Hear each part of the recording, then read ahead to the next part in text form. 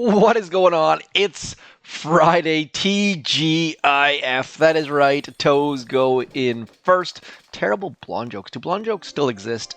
Anyways, moving forwards. If you don't know that joke, look it up. You'll find it on the internet. This is my base. This is my 5-engine room base. Word to the wise, I got bored. Like, I straight up was using...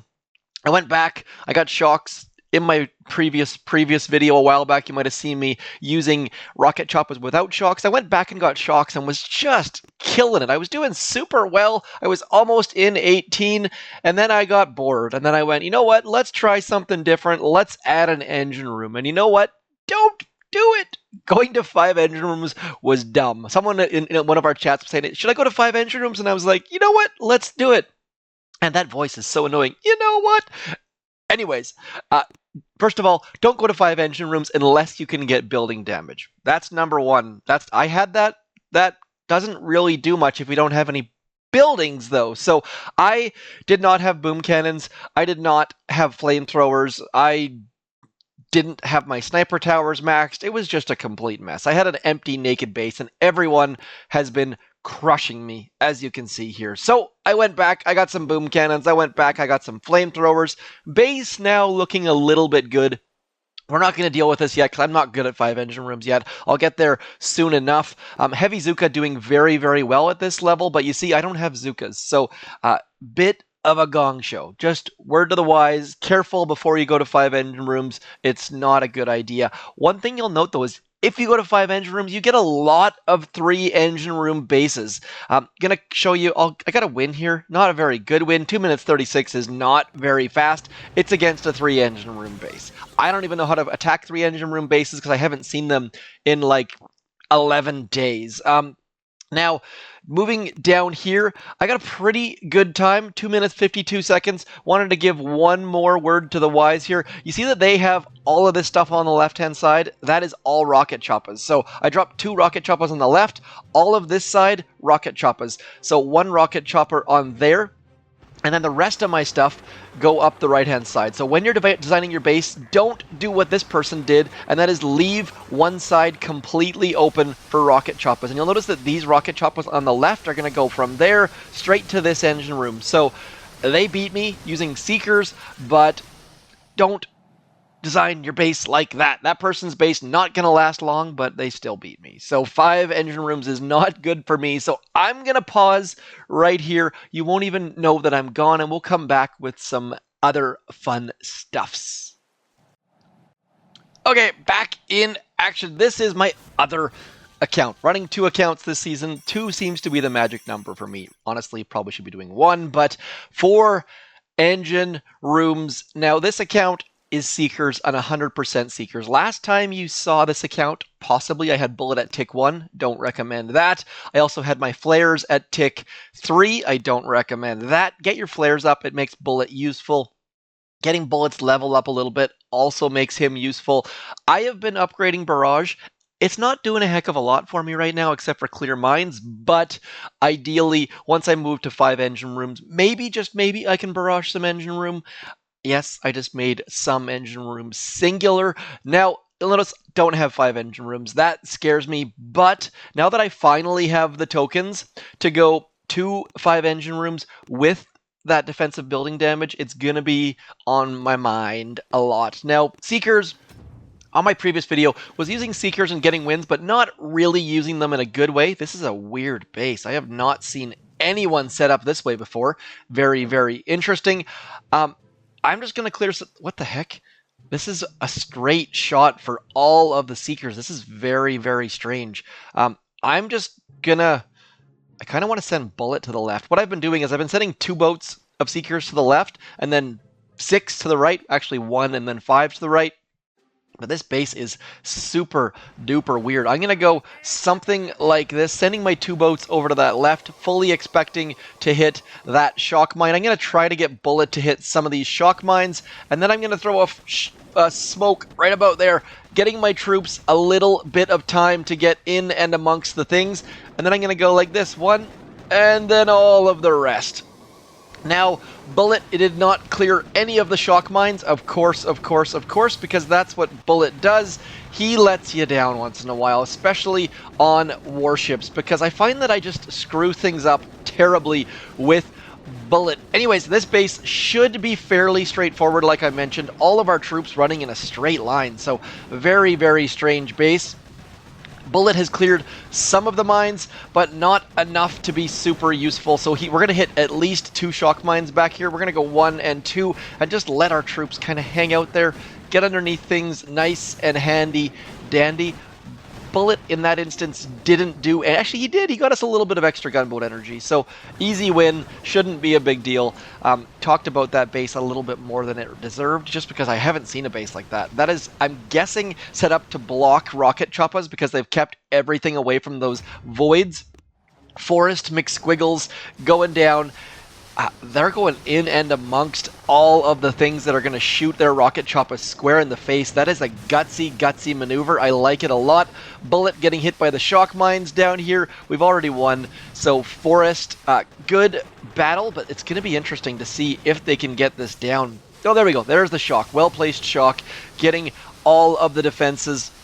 Rocket choppas doing their worstest, but Seekers so much faster, and that makes sense that they would come in with rocket choppas because their base was designed to block rocket choppas. So when designing your base, you need to think about more troops than what you're using, because otherwise you end up with a base that's super susceptible to everything else. Starting to see these bases a lot more where there's no free engine room on the left and more things are blocked over on the right. So I am going to clear the mines very, very early on, and I'm finding that by clearing the mines, I can do far better and that way I don't have to rush, and I'm not doing it all in the middle of the attack.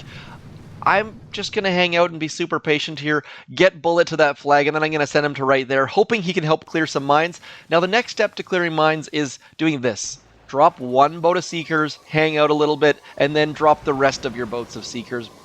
Whether you're dropping 2 for the left, 1 and then 5 for the right, just need to be a little bit smart. I was not a little bit smart in my previous video, and it was still good enough for wins, but let's be honest, it was not good enough to carry on much further than rank 15 or 16 or whatever the heck I was in. So at this point, gonna get all of my Seekers. They're gonna be in a world of pain here in about 3, 2, 1, hitting the shock mine, but you can see that they're spread out a little bit, so they are going to spread out. They're going to go for 1 engine room and then seesaw back, and we should still be mostly okay. Just need to get them underneath smoke and get them hitting those shock mines right about like that. My shock is ready, and I'm going to throw a shock right about now, shocking a couple of them, but getting enough of them in and amongst that engine room to take that puppy down. So not terribly quick, but a lot of the times I find with Seekers I rush way too much, and there's no need because I have not seen anyone use Seekers against me. Every single person is using rocket choppas or heavy Zuka, and that probably because people with Seekers are a little bit higher up in the ranks. But I have not been playing enough or well enough to get that going. So you'll see people coming in, heavy Zuka, Bullit, all that sort of stuff. So pulling out some wins, do consider going Seekers. I highly recommend it. I know that you're not seeing other YouTubers use Seekers, and people on YouTube have higher ranks than me. My rank is low, partially because I just don't have time, and partially because I'm not super good with Seekers. I have some skills, have some things to pass along, but there are definitely better Seeker players out there. Anyways, let's go. Again, same thing as this. On this left-hand side, everyone blocks that far left wall, so just drop them over here. Like, I don't understand why people think that that's going to be super useful. Anyways, we're going to send Bullit over here. I'm going to use 1 whole smoke, and it's going to go right about there. That way all of my Seekers that hit that shock mine stay underneath there, and then they're just going to pop out and start blasting away. And now, realistically, those Seekers probably aren't going to be able to get that engine room down. If they do, it's going to be an absolute miracle, but that's what we've got Barrage for. So I hold a bunch of my Barrage back, hoping not to have... Look at that. That engine room has like 1 health. And now Bullit's going to clear some shock mines. Then all of the rest of our Seekers are going to come in and clear a couple more shock mines, and then everything's going to be hunky-dory, and we can send Bullit over there, and then I'm going to shock over in there, and magic is about to happen. So Bullit clearing shock mines, that is what Bullit is good for at times. And then, where do we go here? Probably should have cleared some more mines. Remember how we talked about clearing all sorts of mines? Well, I didn't do it. So now all of our Seekers are going to get in and amongst those things. Bullit is going to hit that engine room. Hopefully he's flared on the engine room. He's not. So Bullit attacking things that I wish he wouldn't, but it could be kind of handy because he's going to clear a nice little free snipey spot over here. And then hopefully he can get this engine room right about here. We're going to throw a shock there, and Bullit hopefully can finish it off. So ugly, ugly attack on my part. Forgot to clear a bunch of mines. But because we sent Bullit over there and got him in the general right direction, managed to take down the engine room. So don't discount Bullit. I know a lot of people are using that ugly glitch with Bullit, and people are trying to say it's not a glitch, it's just a mechanic of the game and crap like that. Well, come on, it's a glitch. You look at it, and it doesn't pass the eye test. It's that simple. If it looks like a glitch, it probably is a glitch. I know you can repeat it and all those kind of things, but I won't be doing it simply because it pisses off the community, and those kind of things are just not good for the game in general. I'm going to stick to my Seekers. We'll drop our 2 on the left-hand side. We'll clear some mines over here on the right. Hopefully get a whole bunch of the mines cleared. I should have dropped Bullit. Just a note, drop Bullit before you use your barrage. That is the smart thing to do. I got too involved in stupid things, and I find that I do that too much. I know I'm super late to comment on the Bullit glitch because I just don't like to comment on bugs or exploits or whatever the heck you want to call them, so I don't like drama when it comes to things like video games. So hopefully you guys don't feel like I've been avoiding issues or something like that. I guess I kind of have been, though. Anyways, we're going to get our Seekers in here. I love skipping that last smoke wherever the heck possible. Getting all of our troops on that engine room. Bullit is heading off to that right-hand side. He should have already been on the engine room, but like I said, I just dropped him super, super late. Using energy drink is not the most efficient way to do it, but it definitely works. Our Seekers, I did not clear nearly enough mines, but they have so much health that we should still be okay, I think. And now I'm going to throw a smoke and then let them come bursting out all over that final engine room. Should be able to get that puppy down. So like I said, don't discount Bullit. Energy drink is very, very useful and can pick you up some wins without having to do all sorts of crazy and silly things that are going to piss people off. So anyways, that mini rant is done, and we shall move forward and see what our opponent's up to. Cryoneers? I have not seen Cryoneers, Mr. or Mrs. Cyrillic name, who disconnected because I beat them, I think. Anytime you see that satellite dish, nope, they're still alive. They just have a terrible internet connection. So that person likely going to lose some battles due to disconnects because that satellite dish not being super duper helpful. Anyways, Seekers, a little bit of controversy about the Bullit thing. I try not to wade into that stuff, but I do think that it's not super fair, and you won't see me doing it because as a official Supercell Boom tuber, no glitches or anything like that on my channel. Speaking of BoomTubers, no idea when Update 3 of 3 is coming or when we can put sneak peeks out about it or if it's going to bring anything to Warships. Hopefully it does, but we really have no idea whatsoever at this point.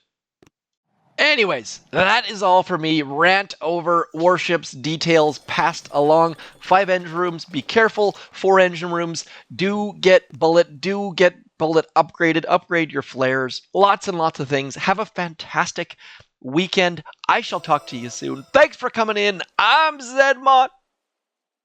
Peace.